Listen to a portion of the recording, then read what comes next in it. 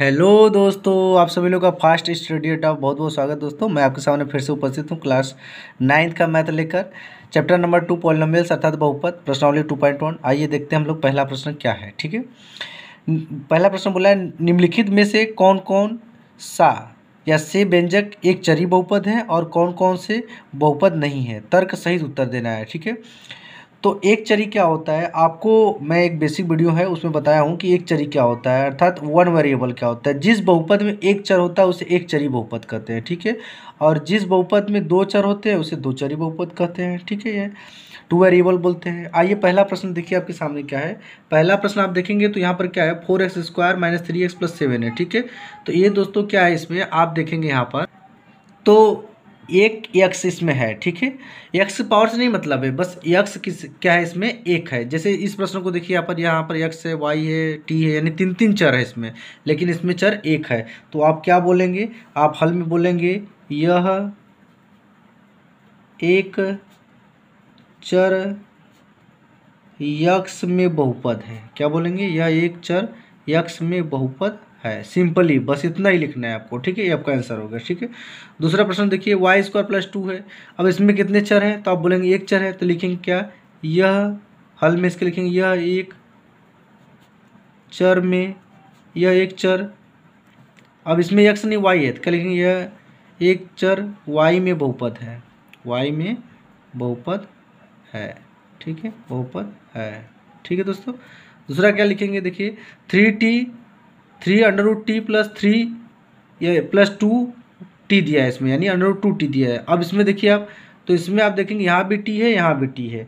ठीक है, तो इसमें दोनों में t है, लेकिन आप देखेंगे कि पहले तो आपको पता होना चाहिए कि यदि किसी भी वेरिएबल के पावर, तो आप देखेंगे यहाँ पर, तो यहाँ पर t है, यहाँ भी t है। लेकिन दोस्तों आप इस बात का बिल्कुल ध्यान रखें कि बहुपद कब कहलाता है, कोई भी टर्म बहुपद कब कहलाता है। बहुपद होने के लिए कंडीशन होते हैं कि जो वेरिएबल टर्म होते हैं, अर्थात जो आपका चर होता है, चर की घात हमेशा आपको क्या होनी चाहिए, चर की घात हमेशा आपको मैं नॉर्मली बताता हूँ, चर की घात हमेशा पूर्णांक होनी चाहिए। ठीक है, क्या होनी चाहिए, पूर्णांक। पूर्णांक बोले तो इंटीजर होनी चाहिए। ठीक है, क्या होनी चाहिए, इंटीजर होनी चाहिए। ठीक है, और इंटीजर में और भी क्या होनी चाहिए, इंटीजर के साथ साथ आपको ध्यान रखना है कि इंटीजर में आपको पॉजिटिव इंटीजर होना चाहिए। और पॉजिटिव इंटीजर में क्या होना चाहिए, तो 0 होना चाहिए, या तो फिर क्या होना चाहिए, कोई पॉजिटिव नंबर होना चाहिए। क्या होना चाहिए, पॉजिटिव नंबर होना चाहिए। ठीक है, यानी धनात्मक संख्या, या तो 0 हो सकता है, या तो क्या हो सकता है, कोई धनात्मक संख्या होनी चाहिए। ठीक है,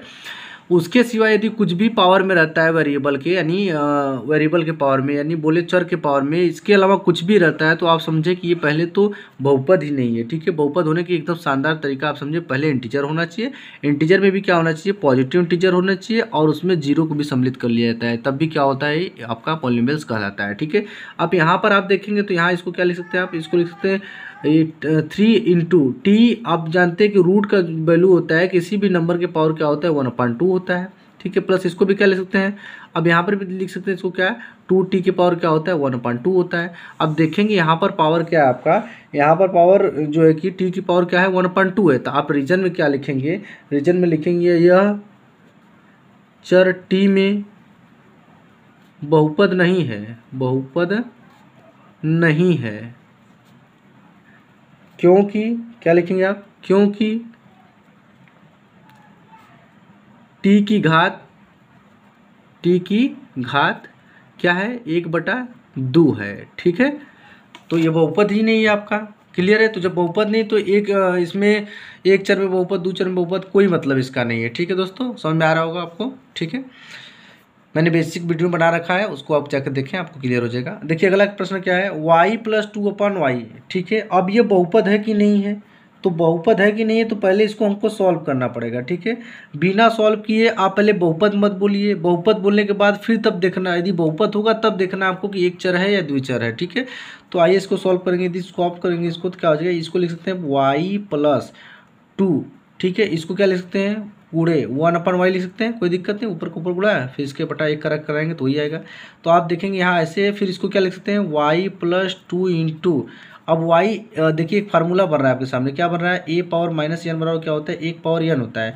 अब ये रूप है, अब इसको चेंज करें तो इस रूप में आ जाएगा, यानी 1/y इस रूप में है, चेंज करेंगे तो y की पावर क्या हो जाएगा, -1। तो आप यहाँ पर देख पा रहे हैं कि फार्मूला क्या बन गया, ये बन गया आपका पॉलीनोमियस y प्लस 2y के पावर क्या होगा, -1। अब आप बताइए, अभी आपको बताया गया है कि बहुपद होने के लिए पावर हमेशा क्या होना चाहिए, प्लस जीरो होना चाहिए, तो प्लस होना चाहिए, यानी पॉजिटिव कोई नंबर होना चाहिए। ठीक है, अब आप देख रहे हैं या तो पॉजिटिव नंबर ही या नहीं है, और अब पॉजिटिव नंबर नहीं है तो फिर कैसे कहेंगे आप, ऐसे बिल्कुल नहीं कर सकते आप। ठीक है, अब नहीं कर सकते तो ये पॉलीनोमियल्स नहीं है, पॉलीनोमियल्स नहीं है तो आप क्या बोलेंगे, अब इसके लिए रीजन में क्या बोल सकते हैं, चूंकि एक चर y की घात -1 है, इसलिए दिया गया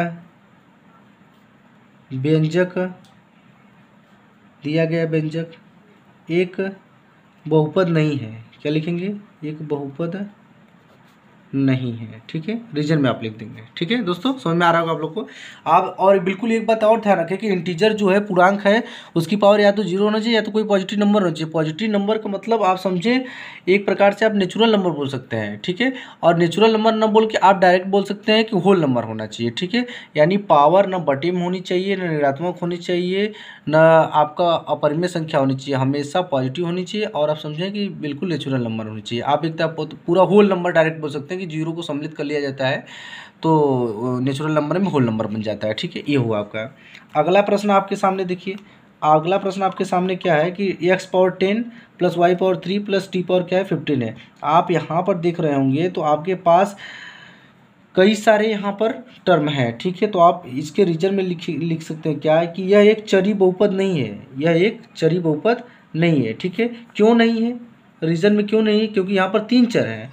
लिखेंगे आप, यह एक चरीय बहुपद नहीं है, यह एक चरी बहुपद नहीं है।